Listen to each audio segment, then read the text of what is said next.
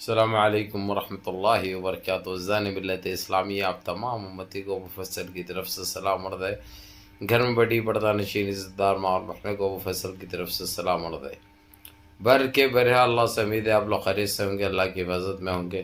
इन मलूनों की मलामत से, इन फ़िरक़ा परस्तों की फ़िरक़ा परस्ती से महफूज़ होंगे। अल्लाह आप लोगों को अपने हिफ्ज़ अमान में रखे, अल्लाह अपनी हिफाज़त में रखे, अल्लाह हर आबा से हर शर से महफूज़ रखे।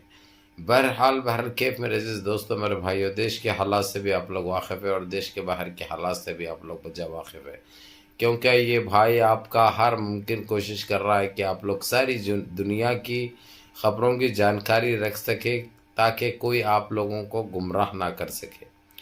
बहरकैफ़ मैं आप लोगों को यही बताऊंगा कि किस तरीक़े से हमारे देश के अंदर जब से 9 जून को जो शपथ उठाए हैं हमारे देश के जुमला मंत्री, उस दिन से जो है सो बिल्कुल एनडीए सरकार एक ऐसे कहर में फंस चुकी है जहां से ऐसे दलदल से निकलना बहुत मुश्किल है।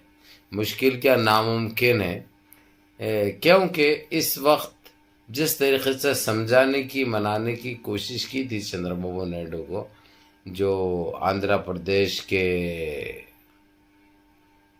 सीएम का हल्फ लेने वाले हैं, उनको बड़ी कोशिश की थी उसको और नीतीश कुमार को मिलाकर एनडीए सरकार बनाने की और शपथ लिए। शपथ लेके अभी 8 दिन भी नहीं गुजरे कि बिल्कुल एक ऐसे दौराहे पे फंस चुकी है वह सरकार कि कभी भी गिर सकती है। लेकिन वो गिरने से पहले जिस तरीके से गिरने की वजह बता दूं मैं आप लोगों को, चंद्रबाबू नायडू ने अब एक ही बात रख दी है सामने, स्पीकर होना और फाइनेंस मिनिस्ट्री होना, तीसरी रेलवे मिनिस्ट्री होना, जो कि ये तीनों भी इम्पॉसिबल है। तीनों भी एनडीए की जो सरकार बनी है उसमें ना अमित शाह तैयार होगा, ना जो है मोदी तैयार है, ना नीतीश कुमार जो साथ में फिरे, साथ में सेल्फियाँ लिए, ना उन्हें परेशान है खुले तौर पर। उसके बावजूद एक एक आस बनी हुई रहती इंसान को, एक लालच में ऐसा फंसे हुए रहते जो कि कहना या सुनना एक अजीब सा महसूस होता है। तो इस तरीके से जो दोराहे में फंस चुके हैं, जो दलदल में फंस चुके हैं, उसमें से निकलना अब इनको बहुत मुश्किल है। अब इन्होंने पहले तो ये बताए थे कि जो है सो मैं 3 महीने के अंदर इलेक्शन कराऊंगा, जैसा कि बाप का राज है किसी के। ये होने वाली बात नहीं है। जिस तरीके से उन्होंने गलत फैसले एक टाइम पे किए थे, आज ये वही नशे में छू रहे उन्होंने कि मैं जो मुंह में आया बोल दूंगा, तो जो है सो सारे खामोश भी बढ़ जाएंगे, सुनेंगे भी। अब इनके पास खुद एनडीए में ये हालत हो चुकी है, चंद्रबाबू नायडू और नीतीश कुमार की अलहदगी नहीं भी हुई एनडीए से तो एनडीए सरकार गिरने वाली है। वजह चाहिए 272 सरकार चलाने के लिए, चाहे तोड़ फोड़ की हो, मिलावट की हो, सारे मिलके 17 पार्टियां जो बनाए थे, जिसमें से खुद बीजेपी के जो एमपी जीत के आए थे, 22 एमपी रिजल्ट लिख रहे हैं कल की तारीख में। रिजल्ट लिख रहे हैं, यानी आज की तारीख में बोलने का, कल की बोल रहा हूं मैं। आज जुम्मे का दिन, हो सकता 3:30-4 बजे तक ये लोग रिजल्ट लिख के सीधे सीधे इंडिया अलायंस, जो राहुल गांधी है, जो कांग्रेस को देखना चाह रहे हैं दोबारा तुम लोग, और राहुल गांधी को प्राइम मिनिस्टर के ओहदे पे देखना चाह रहे हैं, शायद आप लोगों के वो इरादे कामयाब भी होते, वो कोशिशें कामयाब भी होती, वो आप लोगों की चीज़ अल्लाह सुब्हाना ताला पूरी भी कर देंगे। लेकिन मेरे अजीज दोस्तों, मेरे भाइयों, एक ये ऐसे, जबकि मालूम था इसको भी, शपथ लेने से पहले भी पता था इसको कि ये सरकार चलने वाली नहीं है, ये सरकार गिरेगी, इसको पता था। लेकिन वो नहीं होना बोल के इन्हें जल्दबाजी क्या करा, इन्हें जवाहरलाल नेहरू का रिकॉर्ड तोड़ने के लिए तीसरी मर्तबा शपथ ले ली। क्योंकि जवाहरलाल नेहरू भी 3 मर्तबा प्राइम मिनिस्टर बना था, तो उसकी बराबरी करने के लिए इन्हें भी ये हरकत की। जबकि इसको खुद को पता है कि जो है सो ना ये चला सकता है, ना चल सकती, ना बना सकते हैं। उसके बावजूद उसने ये जो खेल खेला था, ये खेल ख़त्म होने का टाइम आ गया है और इसके ऊपर बहुत जल्दी पर्दा गिरने वाला है। अब इसका ज़िम्मेदार कौन होगा? ये सबसे पहली बात तो ये हम मान कर चले कि अब इसका ज़िम्मेदार कौन होगा।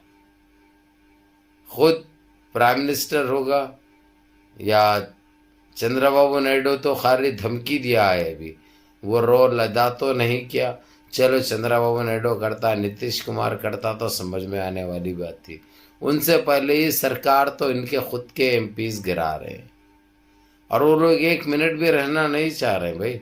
वो तो खुली तौर पे बात भी कर चुके हैं वो लोग, आगे से शमूलियत इख्तियार करने की और शामिल होने की इंडिया अलायंस में बात भी कर चुके हैं।